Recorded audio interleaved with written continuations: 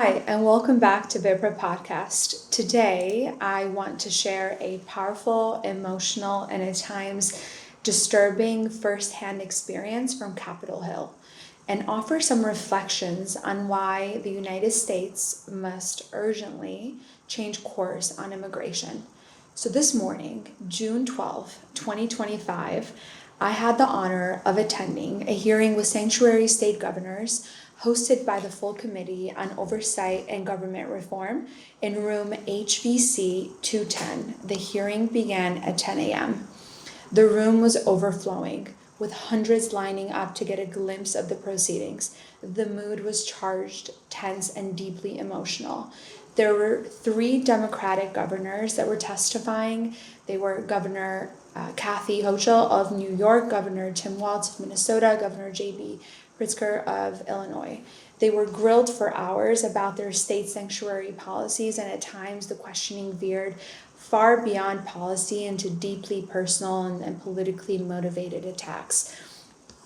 One of the most unsettling parts of the hearing was the severe pushback from some members of Congress who aggressively asked governors if they knew the names of certain undocumented immigrants and the specific crimes that they had committed, as though governors personally approved the legal fate of every individual in their state. And then no governor or serious official disputes that if someone or anyone, regardless of citizenship, commits a violent or serious crime, they should be arrested. They should be tried, convicted, if guilty, and deported after serving their sentence, or deported to be sentenced in their countries if they are illegal. But that was not really the issue today. The deeper and the more disturbing trend was the tone and the rhetoric used by some lawmakers in the hearing, the way that certain members spoke about immigrants in general, as though every undocumented person is criminal or a threat, was deeply troubling. And in fact, it was eerily reminiscent of other moments in history when scapegoating led to terrible consequences. Now, let's be very clear. Most immigrants, documented or undocumented, are hardworking, law-abiding people who contribute immensely to this country. They are not the cause of our justice system, of our broken justice system. They are not the root of our economic or our social problems. In fact, I left the hearing with a strong sense that the real problem is structural. Our laws need deeper reform, both immigrant law and aspects of the criminal justice system. The U.S. desperately needs a new federal immigration bill, one that provides clear, humane path for those already here, creates an efficient, fair system for those seeking to come here, and maintains an appropriate enforcement and security without promoting fear and discrimination. That ensures that ICE operates with strong guidelines so that families aren't unnecessarily traumatized, and schools are not disrupted, and learning isn't disrupted, and communities aren't living in fear of just random home raids. And what I saw today was a stark example of how of what we've been seeing in the news for the past many months. Is a stark example of how broken the current system is. And it's really unacceptable for Congress to continue using immigrants as for ICE or the current political system to continue using immigrants as a political wedge issue without delivering real solutions. My opinion is that the problem is not immigrants, and the problem is a system that hasn't been reformed in decades and now leaves both immigrants and the U.S. communities trapped in a dysfunction and division. Let's speak honestly about where we stand. The U.S. has an estimated 10.5 million to 11 million undocumented immigrants, meaning illegal immigrants that are living in the country today. Millions of them have lived here for more than a decade. They're working hard, they're raising families, and contributing to our communities on a daily basis. So here's an inside fact that is rarely discussed. Most undocumented immigrants live in a constant state of hiding.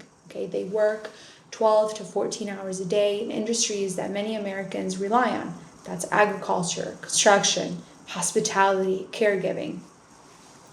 They walk to work. If they're illegal, most walk to work because they fear being stopped while driving. And if they're illegal, they most likely don't have a driver's license. So they also then avoid hospitals, even when seriously ill, out of fear of being exposed. So they live with this constant stress and fear of deportation that often working and sleeping with no real quality of life. So the majority of their life is just working for the majority of the illegal immigrants. Now, this has been going on forever. Most immigrants are known to be hardworking as they start from zero. This isn't really humane and it's not really sustainable, especially with the illegal population that's in constant hiding.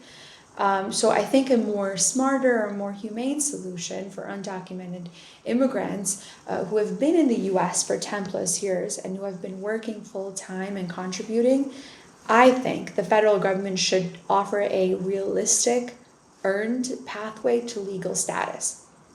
One, here's my plan, or this is my idea here. One, penalty phase, okay? So require immigrants to pay back taxes for all the years that they've worked in the US. Two, full vetting or extra vetting, because vetting process is strong, but it's stronger vetting process for illegal immigrants trying to become legal. So a more rigorous process than the standard green card applicants to ensure a national security and integrity. Three, clear, enforceable path to legal status with transparent timelines and expectations. Four, path to citizenship and then U.S. passport if all the requirements are met. The process should engage people to come forward safely. As mentioned, many are in hiding, and so to come forward safely and then not remain in hiding. So the hardworking immigrants should be then granted some form of stability so they can fully contribute to the American society openly and without fear. In addition, I propose that Congress consider adopting a smart, value-driven legislative framework, such as Family Unity and Legal Protection Act, a proposal that reflects the best of the American values, family, fairness, and rule of law. This would create a pathway to permanent residency for the long-term TPS holders, that's 10 plus years in the US, affirm the constitutional right to birthright citizenship for all US-born children, enable US-born adults to sponsor their immediate undocumented family members, and require tax compliance for immigrants adjusting their status while protecting their tax information from civil immigration enforcements. I would also suggest to prevent the ICE raids in sensitive locations like schools and hospitals and require clear guidelines for enforcement actions. In summary, the current system is broken. Millions are in hiding. ICE is raiding and disrupting families and schools, and the way that they're going about this process, they most likely will find the illegal immigrants and then deport them. I think there needs to be a softer way of doing this, and I think that the local communities forced to manage crises that federal leadership has failed to resolve is simply unfair. So we need reform. We need a new comprehensive new immigration bill that recognizes the realities of today's America. And we need to remember that immigrants are not the problem. A broken, outdated system is the problem. And honestly, we must be very clear and real and deal with what is at hand. We can't go back in time. We can't go in the future. We have to deal with what is currently at hand and do our best there. Yes, so that so the meeting today was very interesting and brought up a lot of emotions as well as many ideas for the future. But we must, as you know, these are deep challenges, we must rise to them with both compassion and logic. I think logic is key. We must reject the politics of fear and embrace solutions that strengthen our country, protect our communities, and allow millions of hardworking people to fully contribute to the nation they already call home. I mean, I will continue following this debate closely. This is timely, can't really escape it. We're seeing it all over the news. And as always, I welcome your thoughts and reflections. Thank you so much for tuning in to Vepra Podcast. Have a good one.